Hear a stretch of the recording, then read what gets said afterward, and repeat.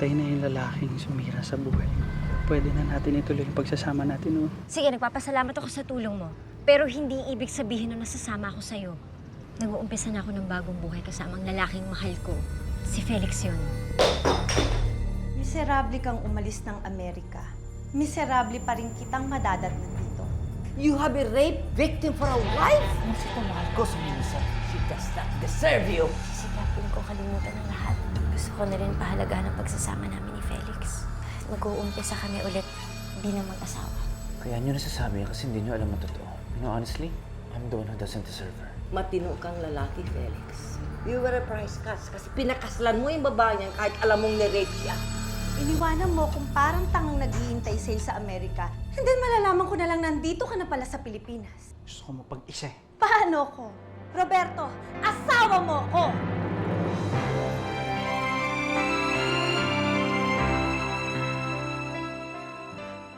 Don't belittle yourself, Felix. Si Melissa naka-jackpot dahil pinili mo siya. Marcita, kung meron kayo nagawa noon na maaaring makasira sa buhay ng mag-asawa, sasabihin mo ba? Importante sa mag-asawa ang honesty. Kung mahal mo siya, sabihin mo. At kung mahal ka ng asawa mo, mapapatawad ka niya. Dahil asawa ka niya eh. Paano kung wala kapatawarin ng kasalanan na yun? It's not true that you cannot forgive someone.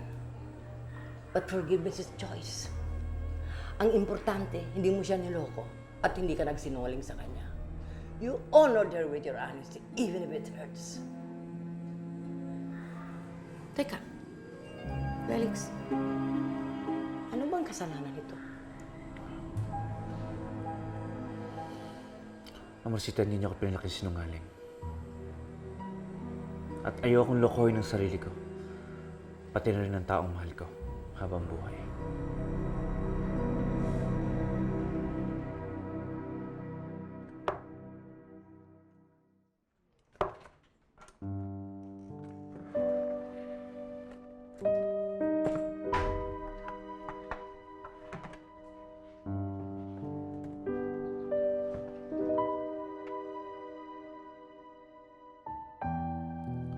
Diyos ko, bigyan niyo ako ng lakas na sabihin ang totoo kay Melissa.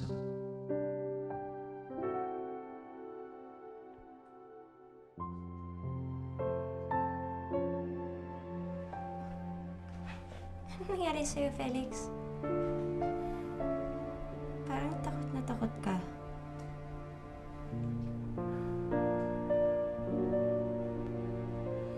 Melissa, mahal na mahal kita.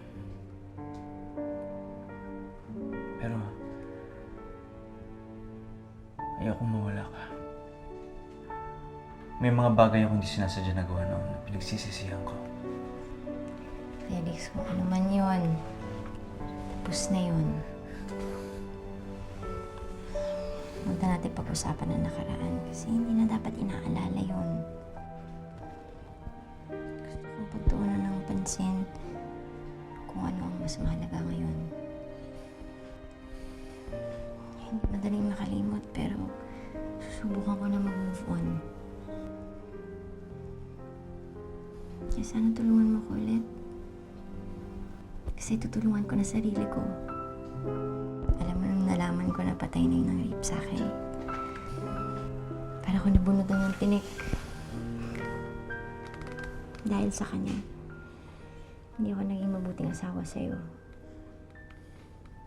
Felix, pinapangako ko. Simula ngayon, papakita ko na sa'yo kung gaano kita kamahal. Melissa. Melissa, hindi mo pa ako talaga kilala. I don't really deserve someone like you. Ano ka ba? Bakit mo sinasabi yan?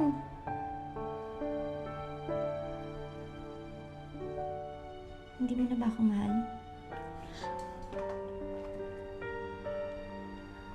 Mahal na mahal kita, Melissa. Pero nahihirapan ako eh. Hindi mo alam kung anong pinagdadaanan ko. Baka ba, Felix? Dahil ba napabayaan kita? Felix, huwag mong kong iwan.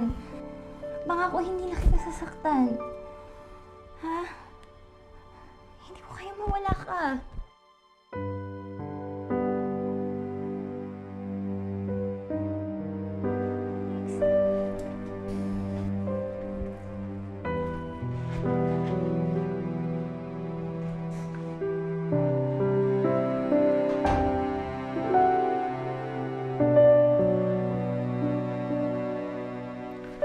Melissa, hindi mo alam ang mga pinagdadaanan ni Felix ngayon. Siguro nga, marami na siyang hirap na dinana sa piling mo. Pero hindi nangangahulugan yun na kaya kanyang mawala sa buhay niya. Nay, 5 taon na rin nagtiis sa akin si Felix. Baka hindi na rin niya kinaya yung sama ng loob niya. Puro problema lang kasi iniisip ko lagi. Hindi ko alam.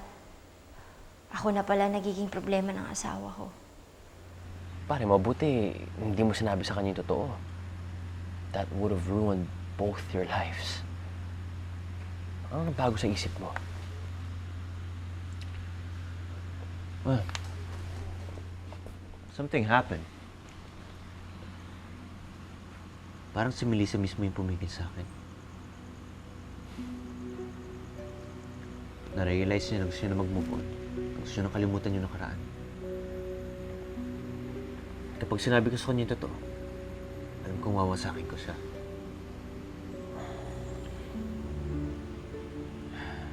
Well, ano kayong mararamdaman niya kung sabihin ko sa kanya, yung tao mismo sinasandalan niya, yung tao mismo sumira ng buhay niya. Well, Felix, tama yung ginawa mo. Nangyayari talaga sa mag-asawa yung hindi pagkakaintindihan. Ang importante naman ay nagmamahalan kayo. Paramdam mo na lang kay Felix na mahal mo siya at di mo siya kayang mawala. Alam niya ho yun, Nay.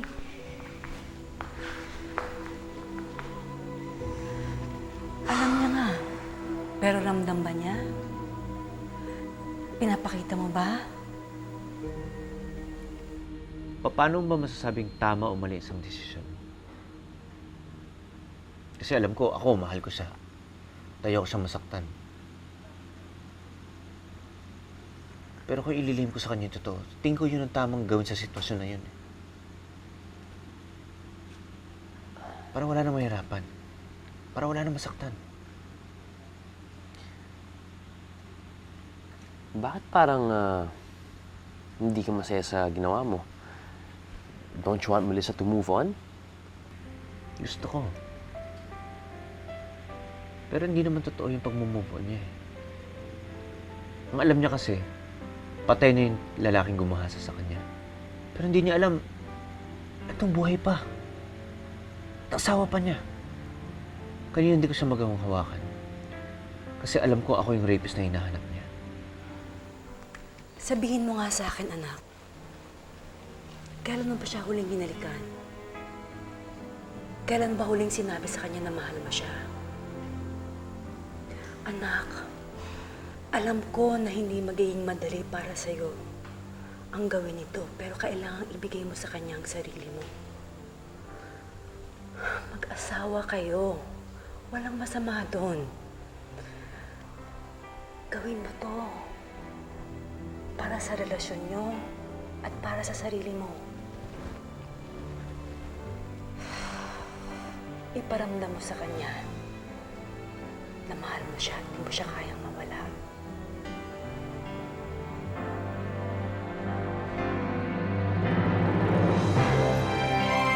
Mukhang hindi lang si Melissa na trauma, pare. Pati ikaw. You know what? Maybe it's time for you to move on. Magtulungan kayo mag-asawa so you can live like a happy couple. Pare, tingin ko, it's a blessing in disguise na namatay na yung inaakala ni Melissa na gumasa sa kanya. Parang inilayo na rin ang tadhana na malaman ni Melissa ang totoo. Kasi paminsan, kailangan nyo rin isipin ang sarili nyo. No matter what happened, kung anumang mga kasalanan nyo sa isa't isa, you guys still deserve to be happy with each other, di ba?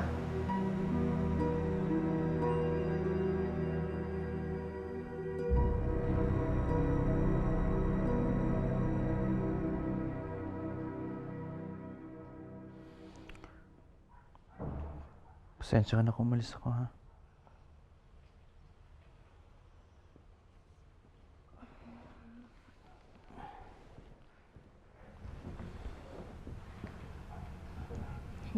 Nandito ka lang sa harap ko.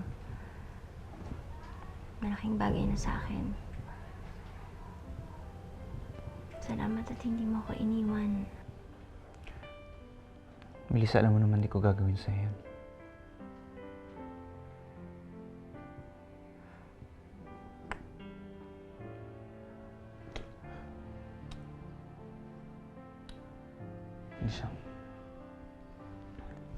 Melissa, tama lang.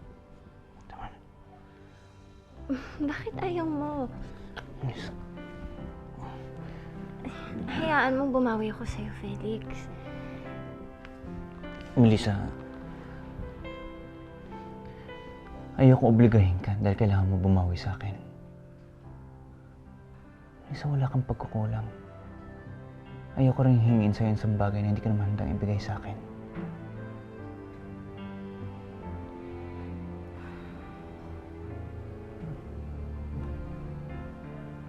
Nahihirapan pa rin akong maging malapit sa'yo, Felix. Pero hindi ko inoobliga ang sarili ko. Ginagawa ko to kasi ito lang ang kaya kong gawin. Sa kabila ng lahat ng paghihirap mo sa akin.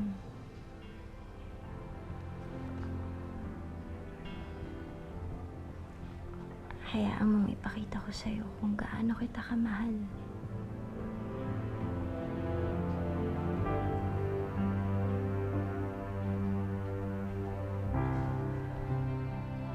I close my eyes and dream of you and then I realize there's more to life than only bitterness and lies. I close my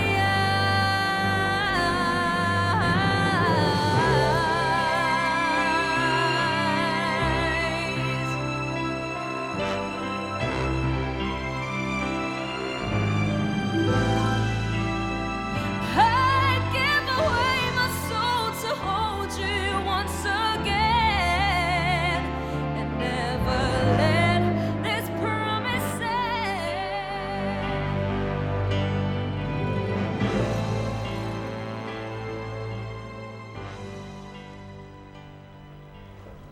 Mahal na mahal kita, Felix.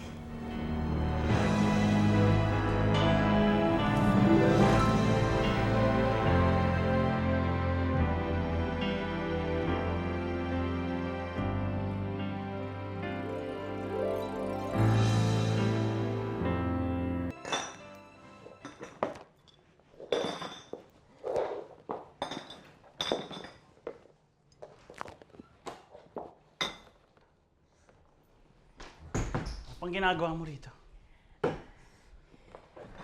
Hindi beer house ang kwartong to, Roberto.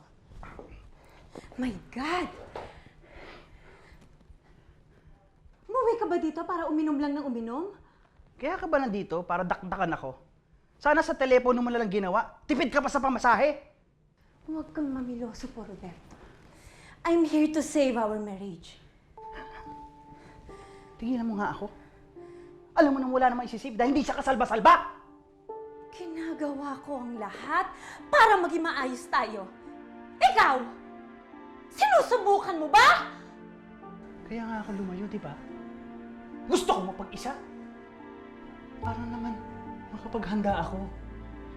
Makapag-ipon ako ng lakas na makasama ka. Sa walang kakwenta-kwentang pagsasama natin. Total, Balak mo naman ako ikulong sa medis na to, di ba? Eh, might as well, paghandaan ko!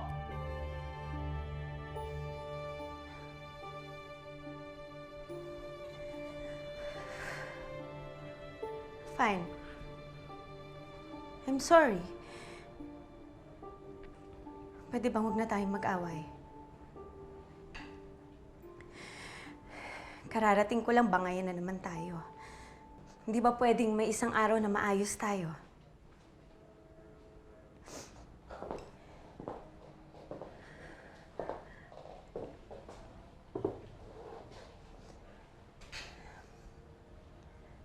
Pwede ba yun?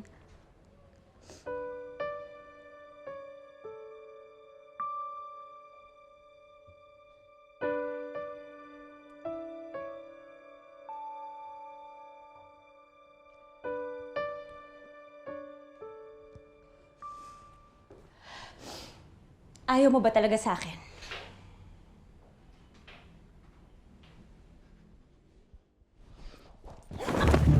Roberto, ano ba? Ito ba gusto mo? Roberto! Bitawan mo ka! Ito ba? Ito ba? Roberto! Ito ba? Ito ba gusto mo? Ano ba?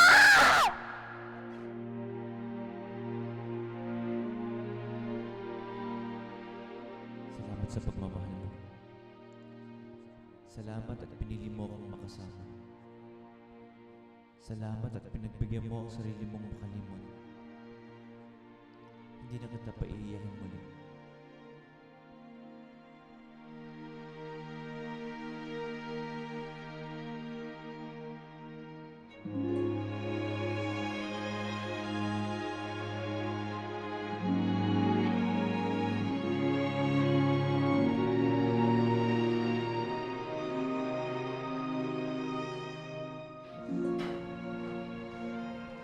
Roberto, alam ko namang mahal mo rin ako eh. Kahit palagi tayo nag-aaway. Gagawin ko naman lahat para sa'yo. Kahit hindi na tayo magkaka-baby, pero sisiguraduhin kong magiging maligaya ka sa akin.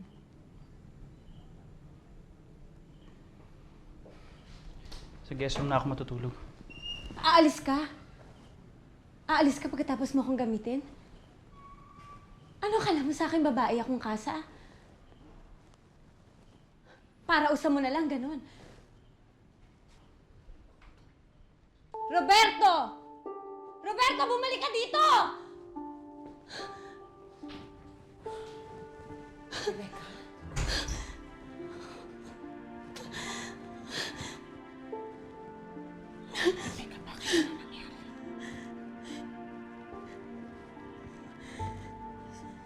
Sinipingan lang niya ako. Tapos iniwan niya ako parang basura. Mama, tulungan mo ako sa kanya.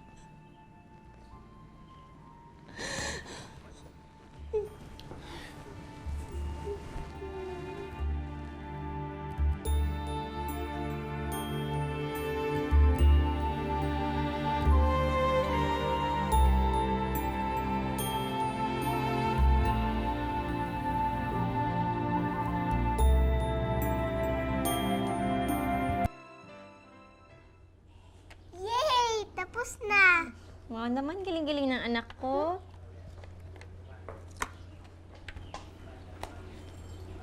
Ayan, Lisa. kunin mo din. Pwede ba kita makausap? Sige po, Amisita.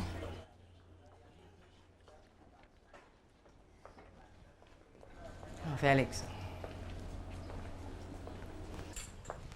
Narinig ko ang usapan niyo ng mga pulis kagabi. At inamin na rin sa akin ni Felix ang nangyari. I'm very sorry, Iha. But I want you to know that whatever happened in the past is of no issue to me. Melissa, natanggap na kita. Salamat po, Amarcita. Marcita. Maraming salamat sa pagtanggap niyo kay Melissa. Of course, you love her, di ba? She's family now. Si Eva. Siya bang naging bunga? Wala ko siyang alam sa nangyari. Hindi niya po alam na nabunga siya ng panggagahasa sa akin. Hindi niya na rin po kailangan malaman. Kasi si Felix naman ang tinuturing niyang ama.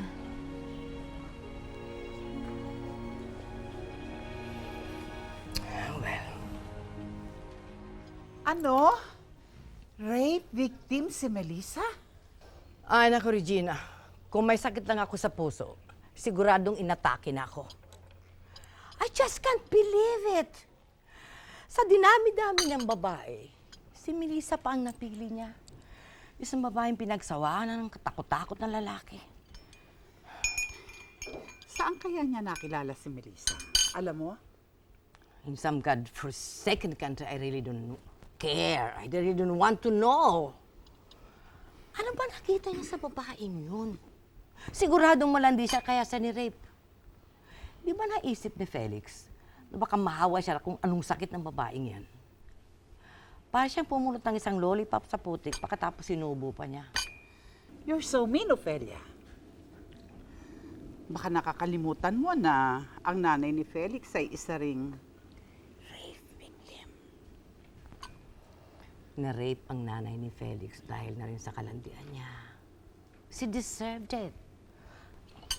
Ay, sumalangit nawa ang kanyang kaluluwa.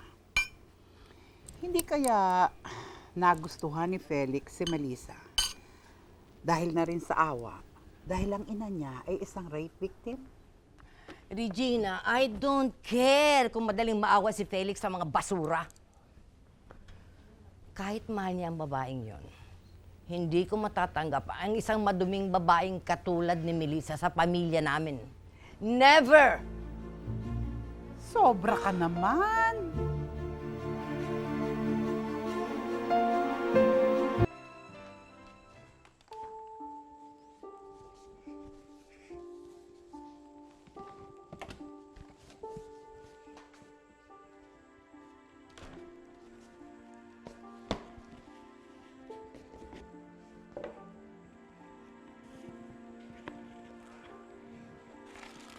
Wow! Ang sarap nito!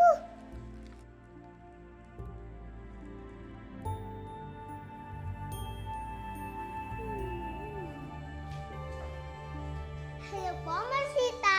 Gusto nyo? Who told you to eat that? Sorry po kung di ako nagpaalam sa inyo. Kahit pa nagpaalam ka, hindi ako papayag na kainin mo yan. Ha? Alam mo ba kung gaano kamahal ang chocolate na yan? That's from Switzerland. $500 a pound. Eh, paano ko pakakainin yan? Eh, hinawakan mo na. Hindi naman po nalaglag sa The mere fact na hinawakan mo, ibig sabihin madumi na. Alam mo ba kung bakit? Ha? Kasi anak ka ng rapist. Madumi ang nanay mo!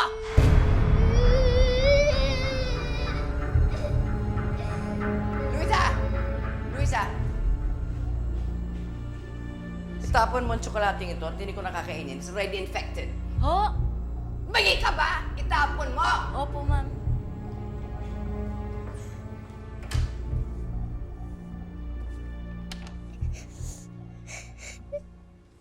Eva? Anak? Hindi ka daw bababa para kumain? May dala akong pasalubong para sa'yo.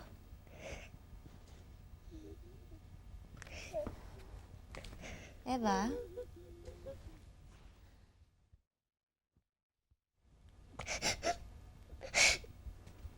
Anak?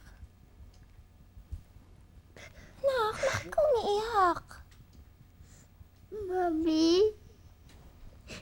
Totoo po ba anak ako na rapist? Ano po ba yung rapist? Madumi po ba kayo? Sino nagsabi niyan sa'yo?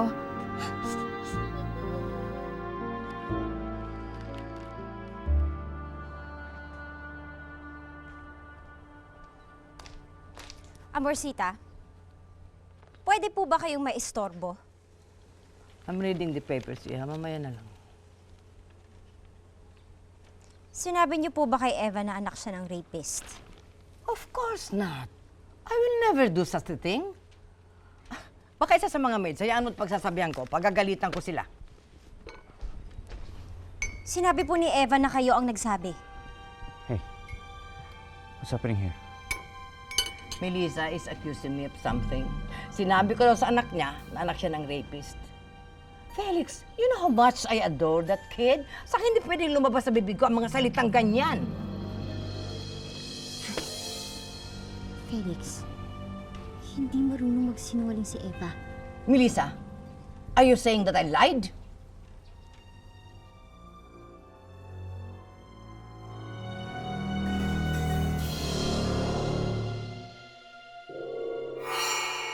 Nag-decide na siya to make the relationship work. At pumayag na rin siya na bumalik kayong dalawa sa Amerika. Susunod, huwag kang sumbongera at huwag kang pakialamera, ha? Tama na! I'm just trying to teach you a lesson. Like mother, like daughter. Pabaya ka rin babae, kaya ka pinagsawaan ng mga lalaki. Akala ko ba tanggap niya na ako? Apparently, I lied. You're a disgrace to my son and my family! Sinabi niya sa akin, kakalimutan niya na yung lahat. Nararamdaman ko mas malambing siya, mas ngumingiti. Pare, mas na-inlove ako sa kanya. Pare, right of way ko, mag-minor ka kasi.